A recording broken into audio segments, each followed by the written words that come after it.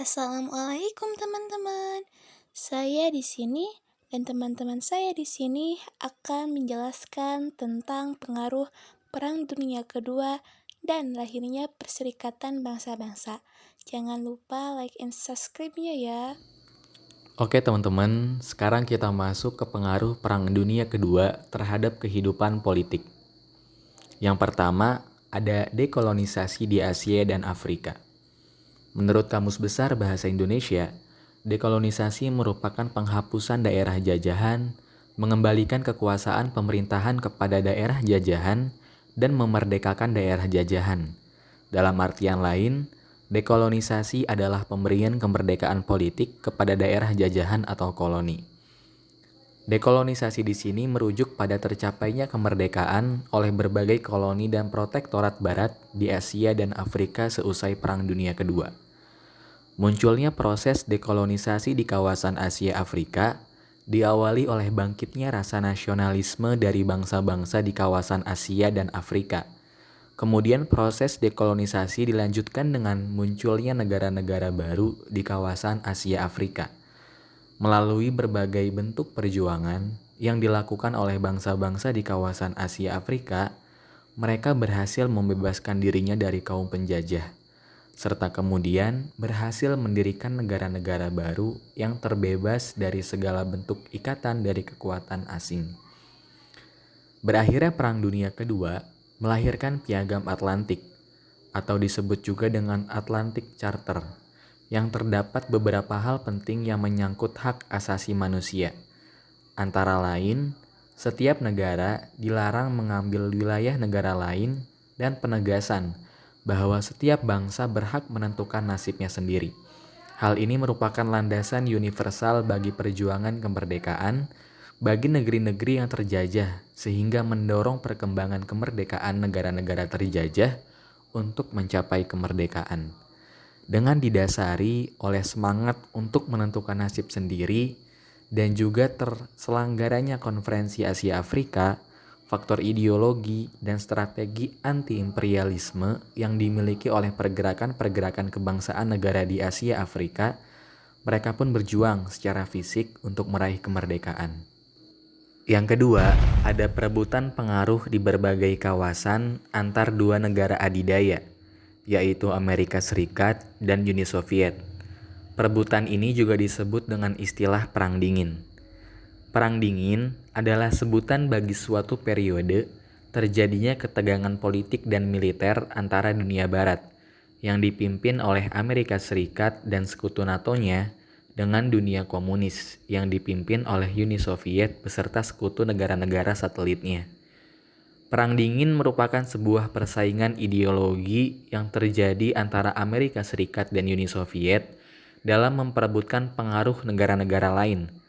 Peristiwa ini dimulai setelah keberhasilan sekutu dalam mengalahkan Jerman Nazi di Perang Dunia Kedua, yang kemudian menyisakan Amerika Serikat dan Uni Soviet sebagai dua negara adidaya di dunia, dengan perbedaan ideologi, ekonomi, dan militer yang besar.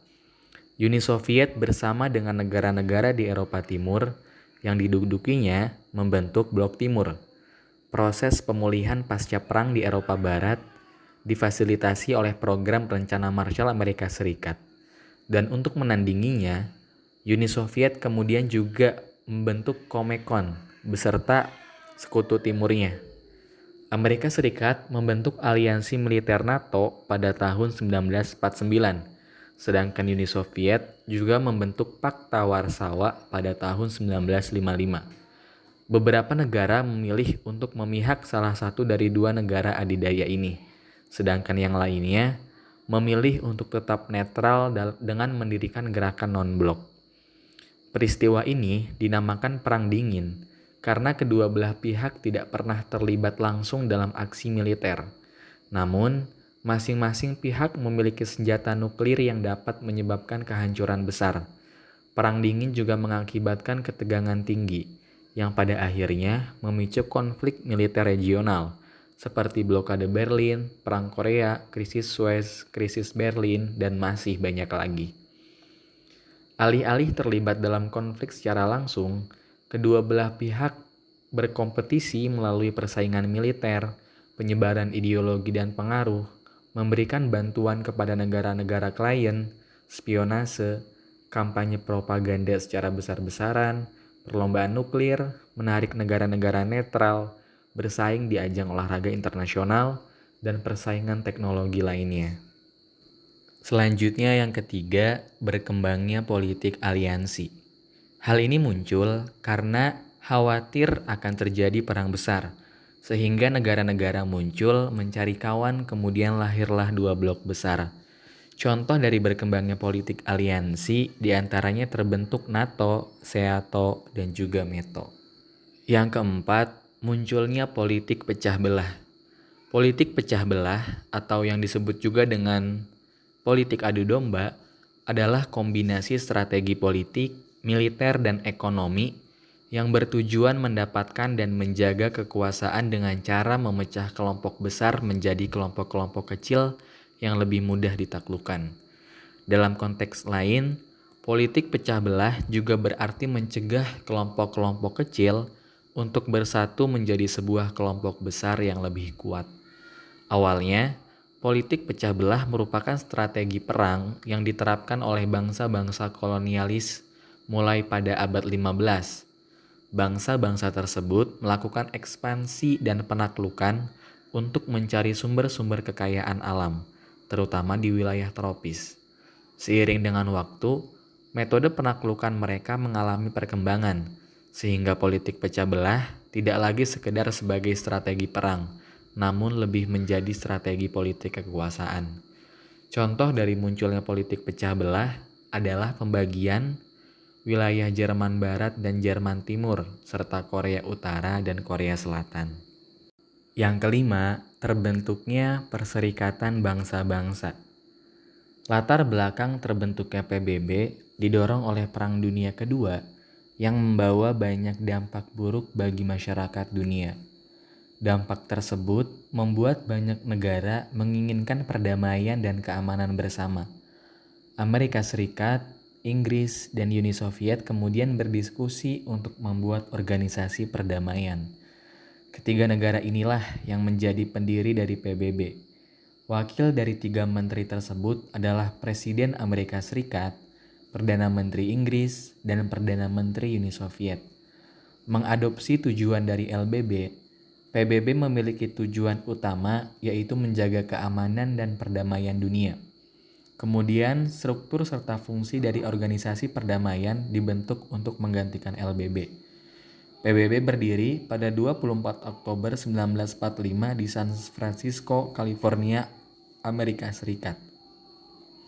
Meski Perang Dunia Kedua sudah berakhir, sayangnya masih banyak negara-negara di Asia dan Afrika yang terjajah. Berikut struktur organisasi PBB. Pertama, ada Majelis Umum atau General Assembly. Badan ini merupakan penasehat utama, pembuat kebijakan, dan representatif dari PBB. Anggota dari Majelis Umum adalah 193 negara yang masuk dalam PBB. Setiap tahun akan dipilih Presiden Majelis Umum yang menjabat selama 1 tahun. Yang kedua, ada Dewan Keamanan atau Security Council. Berbeda dengan Majelis Umum, Dewan Keamanan PBB hanya beranggotakan 15 negara. Anggota tersebut terdiri dari 5 anggota tetap dan 10 anggota tidak tetap. Yang ketiga, Dewan Ekonomi dan Sosial, Economic and Social Council. Dewan ini bertujuan memberikan rekomendasi dan menilai kebijakan mengenai masalah ekonomi, sosial, dan lingkungan. Dewan Ekonomi dan Sosial memiliki anggota sebanyak 54. Anggota ini dipilih langsung oleh Majelis Umum dengan masa bakti 3 tahun. Dan untuk Dewan Ekonomi dan Sosial, dalam menjalankan tugasnya dibantu oleh badan khusus PBB. Di antaranya, 1. WHO, Organisasi Kesehatan Dunia. 2. UNESCO, Organisasi Pendidikan, Ilmu Pengetahuan, dan Kebudayaan. 3. ILO, Organisasi Buruh Dunia. 4. FAO, Organisasi Badan Makanan dan Pertanian Dunia. 5. IMF, Dana Moneter Internasional. Yang keempat, ada Dewan Perwalian. Dewan Perwalian pertama kali didirikan pada 1945. Fungsi dari dewan ini adalah sebagai perpanjangan tangan daerah-daerah yang diwakilkan. Dewan perwalian akan mengusahakan daerah tersebut untuk mencapai pemerintahan sendiri. Yang kelima ada Mahkamah Internasional. Fungsi dari Mahkamah Internasional adalah menegakkan hukum sesuai dengan hukum internasional. Mahkamah Internasional juga bertugas untuk menyelesaikan masalah antar negara anggota. Yang terakhir ada Sekretariat. Ada banyak tugas yang diemban oleh Sekretariat PBB. Tugas tersebut diantaranya adalah melakukan tugas administrasi PBB hingga menyediakan informasi untuk dewan-dewan. Sekretaris Jenderal yang merupakan pemimpin Dewan Sekretariat dipilih oleh Majelis Umum. Pemilihan tersebut berdasarkan rekomendasi dari Dewan Keamanan. Masa bakti dari Sekretaris Jenderal adalah selama 5 tahun. Setelah berakhirnya Perang Dunia II, lahirlah sebuah organisasi PBB. Nah, di sini saya akan menjelaskan sedikit tentang sejarah berdirinya organisasi PBB. PBB berdiri pada tanggal 20 Oktober 1945. Sebelumnya sudah ada Liga Bangsa-Bangsa atau Language of Nations yang didirikan pada tahun 1919. Namun, LBB dibubarkan pada tahun 1946 karena gagal mencegah Perang Dunia II. Menjelang berakhirnya Perang Dunia II, negara-negara blok sekutu sepakat membentuk organisasi global yang menangani usulan antar negara.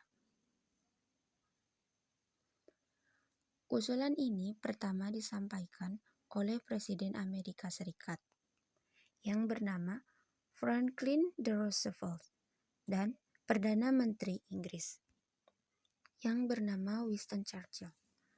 Ketika mendatangani Piagam Atlantik pada Agustus 1991, nama United Nations tadinya dipakai untuk melawan negara yang bertentangan dengan blok sekutu. Musuh sekutu yakni Jerman, Italia, dan Jepang. Pada tanggal 25 April 1945, perwakilan dari 50 negara hadir dalam konferensi PBB tentang organisasi internasional di San Francisco. Perwakilan negara berdiskusi soal masalah dunia dan peran PBB. Utamanya soal politik, ekonomi, dan kesejahteraan sosial. Begitu pula soal status koloni dan negara jajahan. Begitu juga pertahanan oleh dominasi negara-negara dikuasai, dan kesetaraan. Hal-hal ini dituangkan dalam piagam yang ditandatangani pada tanggal 26 Juni 1945 dan diumumkan pada tanggal 24 Oktober 1945 yang bertempat di Francisco. Tujuan dari PBB. Pembukaan Piagam PBB menyebut tujuan PBB untuk 1. Menyelamatkan generasi mendatang dari bencana perang. 2. Menegaskan keyakinan akan hak asasi manusia. 3. Membangun kondisi di mana keadilan dan kehormatan atas kewajiban yang timbul dari perjanjian dan hukum internasional dapat dipertahankan. 4. Meningkatkan kesejahteraan sosial dan standar hidup yang lebih baik dalam kebebasan yang lebih luas. Dari adanya organisasi PBB, pasti ada negara-negara yang termasuk ke dalam organisasi PBB. Pada awalnya, organisasi PBB memiliki anggota yang berjumlah 51 negara. Sehingga kemudian dengan seiring berjalannya waktu, PBB memiliki anggota yang berjumlah 193 negara. Dari 193 negara, hanya ada 15 negara yang menjadi anggota Dewan Keamanan PBB. Dari 15 negara tersebut, ada 5 negara yang tetap dan 10 negara yang tidak termasuk atau hanya anggota biasa. nama-nama negara dari anggota PBB tetap tersebut, yakni Cina, Prancis, Rusia, Inggris, dan Amerika Serikat. Kenapa dari kelima negara tersebut bisa termasuk ke dalam anggota PBB tetap? Karena kelima anggota ini memiliki status istimewa. Pada 1971, Republik Rakyat Tiongkok atau Cina mengambil kursi permanen yang sebelumnya diduduki oleh Republik Tiongkok Taiwan. Bagaimana dengan 10 negara yang tersisa di dalam anggota keamanan PBB? Adanya Dewan Keamanan PBB yang bersifat non-permanen yang menjabat selama 2 tahun tanpa hak veto, yang termasuk 10 negara Dewan Keamanan PBB non-permanen, yakni Albania, Brazil, Gabon, Ghana, Uni Emirat Arab, Ekuador, Jepang, Malta, Mozambik, dan Swiss. Dari negara-negara Dewan Keamanan yang berjumlah 193 negara, yang diambil hanya 15 negara saja. Tersisa 178 negara lagi. Struktur organisasi PBB terdiri dari 5 organ utama, yaitu 1. Majelis Umum. Majelis Umum PBB adalah organ tertinggi dalam organisasi dengan anggota Majelis Umum. Tugas dan wewenang majelis utama antara lain: 1. Membahas masalah perdamaian dan keamanan internasional. 2. Membahas kerjasama dan hubungan internasional dalam bidang ekonomi, politik, budaya, pendidikan, perikemanusiaan, dan keamanan. 3. Berperan sebagai pengawas daerah perwalian. 4. Mengambil keputusan yang berkenaan dengan kegiatan PBB. 5. Menetapkan anggaran belanja PBB. 6. Memilih anggota tidak tetap Dewan Keamanan, Dewan ECOSOC, dan Dewan Perwalian, dan Mahkamah Internasional. 7. Menerima, memberi saksi, dan berhak mengeluarkan negara dari keanggotaan PBB.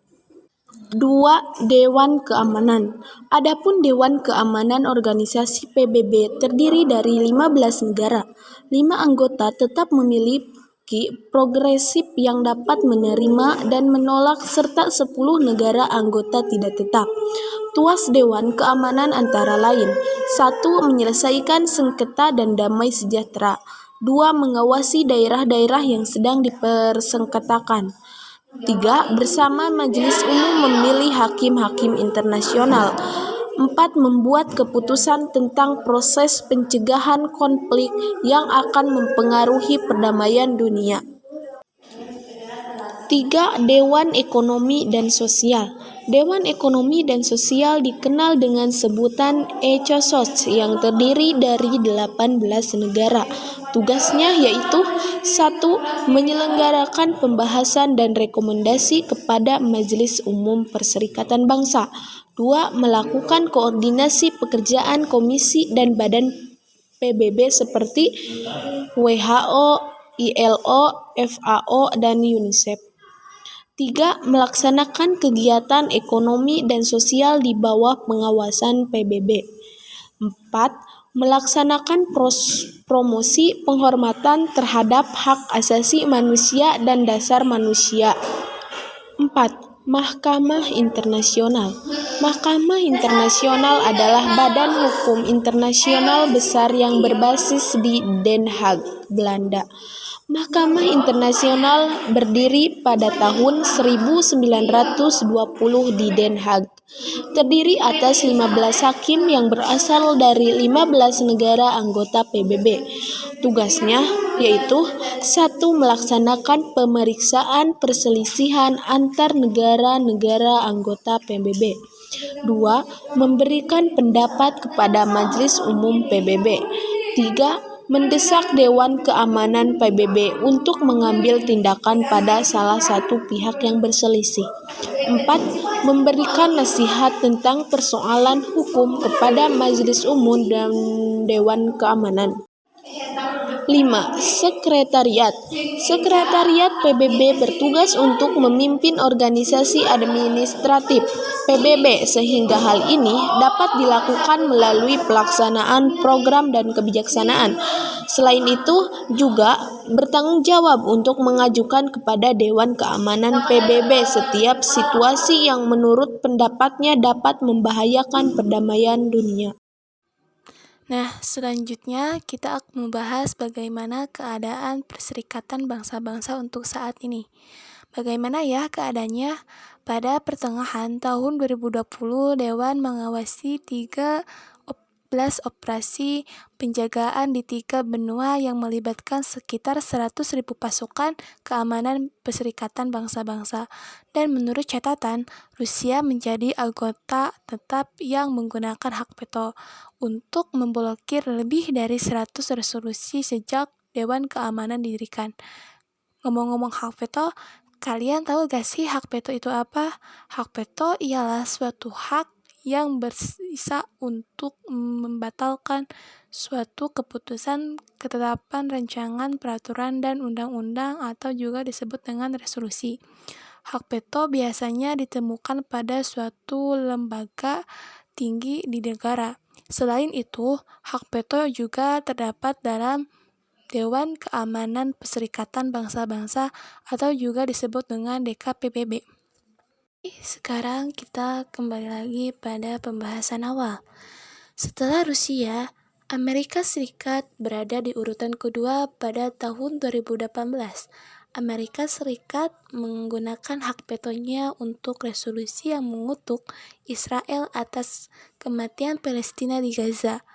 Sedangkan penggunaan veto di Cina telah meningkat dalam beberapa tahun terakhir. Sebaliknya, Perancis dan Inggris belum menggunakan hak veto mereka sejak tahun 1989 dan telah menganjurkan anggota V5 untuk mengurangi penggunaannya. Oke, sekian penjelasan dari kami. Wassalamualaikum warahmatullahi wabarakatuh.